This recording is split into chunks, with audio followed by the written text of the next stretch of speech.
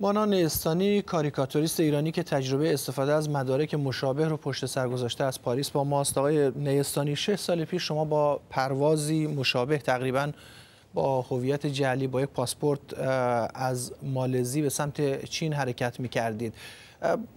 اگه بخوایم از نقطه آغاز شروع بکنیم، پاسپورت رو چطوری تهیه کرده بودید؟ اول از همه اجازه میخوام که سلام عرض کنم به شما و اما درباره 6 سال پیش و ماجرای تلخ در واقع سفر شکست خورده قاچاق من از مالزی به سمت اروپا که در واقع از مسیر چین انجام شد، مثل همه اتفاقی که برای این دو متاسفانه این دو دوست افتاد. راستش یک قاچاقچی بود که کل هماهنگی‌ها رو انجام میداد. در اون زمان من کاملا گیر افتاده بودم و موقعیت خیلی دشواری داشتم. در ترکیه بودم و تقریبا تصمیم گرفته بودم که برگردم ایران و برم زندان و در همون اثنا بود که یکی از دوستان خبری داد که دوستی داره که اون دوست از طریق قاچاقچی در مالزی سلامت به کانادا رسیده. من با اون دوست صحبت کردم، با اون فرد به کانادا رسیده هم صحبت کردم و بعد تصمیم گرفتم که این آخرین راه هم امتحان کنم. در نتیجه با همسرم 2 نفری به مالزی رفتیم. اونجا مورد استقبال خود شخص در حقیقت قاچاقچی قرار گرفتیم که اسم خودش رو بهرام گذاشته بود یا اینجوری ما میشناختیمش. و ایرانی بودن؟ آقای بله ایرانی بود. و بعد این آقای بهرام خودش در حقیقت تمام کارها رو انجام داد. ما رو برد در هتلی اسکان داد. هتلی بود در کوالالامپور به اسم داینستی. اون موقع داینستی در حقیقت اسکان میداد، شاید عوض شده باشه، شاید اصلا دیگه کار نکنه یا جاهای دیگه هم باشه، نمیدونم. و اونجا من تعداد زیادی از ایرانی هایی رو دیدم که در حقیقت با علت و بی علت اونجا جمع شده بودن و منتظر در حقیقت حرکت به سمت چین و اروپا بودن. از اونجا پاسپورت رو در واقع میتونم بگم که خود قاچاقچی برای ما فراهم کرد. پاسپورت اروپایی و عمدتاً اروپایی بود، ایرلندی، یونانی. در مورد من و همسرم فرانسوی. و عکس ها رو در مورد ما به این شکل بود که عکس رو در واقع تقلب می‌کردم و جایگزین می‌کردم و اگه کم دقت می‌کردیم میتونستین خط برش در حقیقت کاتر رو کنار عکس ها حتی ببینید. اونقدر حرفه‌ای هم انجام نمی‌شد. بله.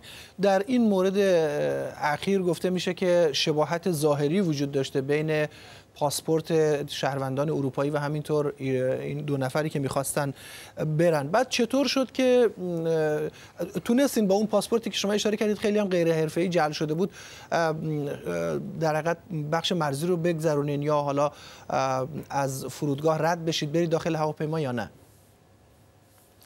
ببینید سیستم ممکن متفاوت باشه مال این آقایون، چون من شنیدم که اینها پاسپورتی براشون انتخاب کردن که شبیه چهره خودشون بوده و سعی می‌کردن که چهره رو شبیه عکس پاسپورت بکنن. در مورد ما عکس رو جایگزین می‌کردن و شیوه به این صورت بود که اون قاچاقچی برای ما با پاسپورت ایرانیمون در واقع ویزای چین می‌گرفت، چون آشناهایی در احتمالاً آژانس‌های توریستی داشت و بعد ما سوار هواپیما می‌شدیم با ویزای چین و با پاسپورت خودمون، پاسپورت ایرانیمون. بعد در هواپیما پاسپورت جعلی اروپاییمون رو در می‌آوردیم و از اون طرف در چین به عنوان یک فرانسوی مثلا پیاده می‌شدیم و مهر می‌خورد پاسپورت جعلیمون. 1-2 هفته می‌موندیم. از اونجا از چین در واقع ما رو برامون بلیط می‌گرفتن. قرار بود که بگیرن و بفرستن به کشور اروپایی که می‌خواستیم. بعد چی شد که نتونستید؟ آیا در هواپیما مشکلی پیش اومد یا اینکه وقتی می‌خواستن پاسپورت شما رو مهر بزنن اونجا مشکلی پیش اومد و موضوع لو رفت؟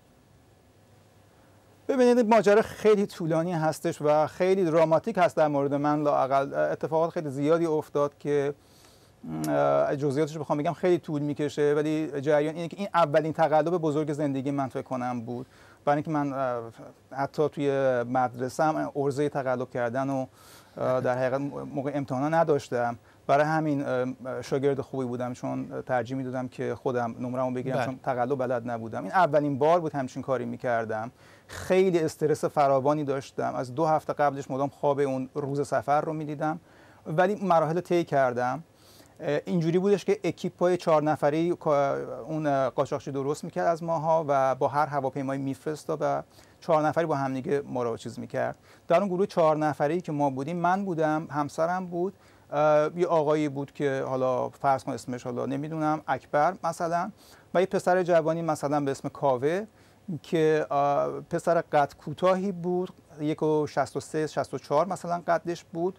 این پاسپورتی که براش گرفته بودم پاسپورت یونانی بود و میدونین که توی پاسپورت خارجی قد رو می‌نویسن، 186 براش نوشته بودم. این خیلی نگران بود همیشه تفلک که این مشکل ساز میشه. ما بهش سعی می‌کنیم که بقبولیم که مسئله نخواهد بود.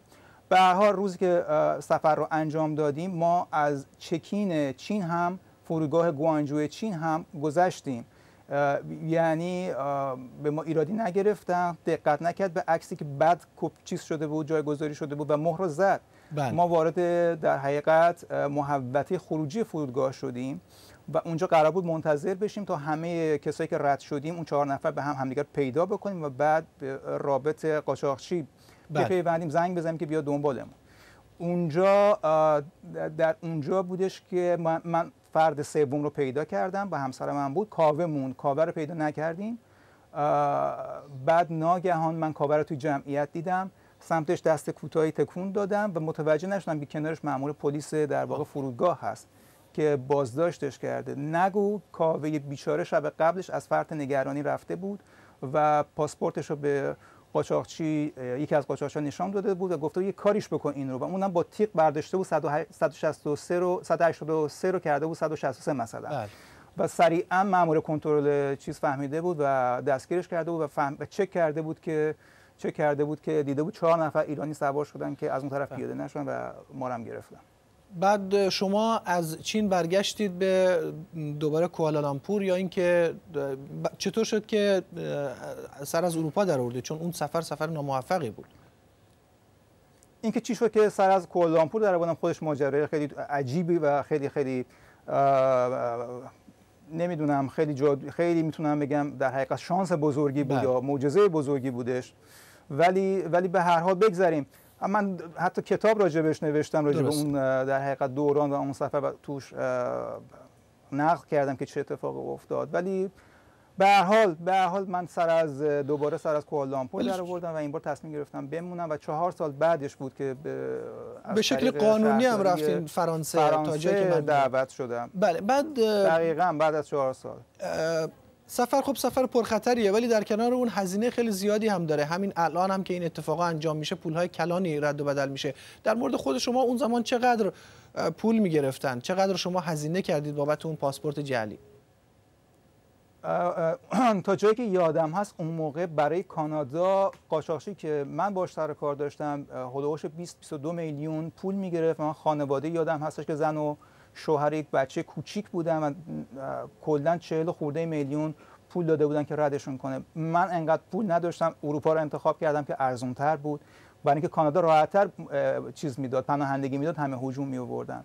من در واقع اروپا رو انتخاب کردم و ازم برای انگلیس 9 میلیون نفری پول گرفت. بعد الان گفته میشه که پاسپورتی دزدی در اختیار این افراد قرار گرفته. بعضی هم این طرف اون طرف خیلی در حقیقت از این موضوع استقبال نکردن، خورده گرفتن. شما خودتون این تجربه رو داشتید، گفتید که اصلا دوستم نداشتید تقلب بکنید، اولین تقلب بزرگ زندگیتون بوده در حقیقت. در مورد وضعیت اونها بگید، واقعا کاری هست که اونها بشه اونها رو ملامت کرد به خاطر این؟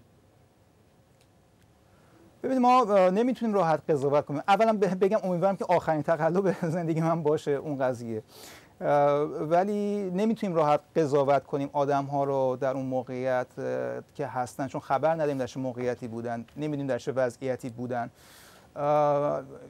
این پاسپورت ها رو خودشون که ندزدیده بودن، اینها رو احتمالاً از طریق قاچاقچی یا کسی در اختیارشون گذاشتن و خیلی وقتا معلوم نیستش که اینها رو خیلی از اروپایی خودشون اینها رو میفروشن قیمت نسبتاً ارزون و بعد اعلام میکنن که دزدیده شده.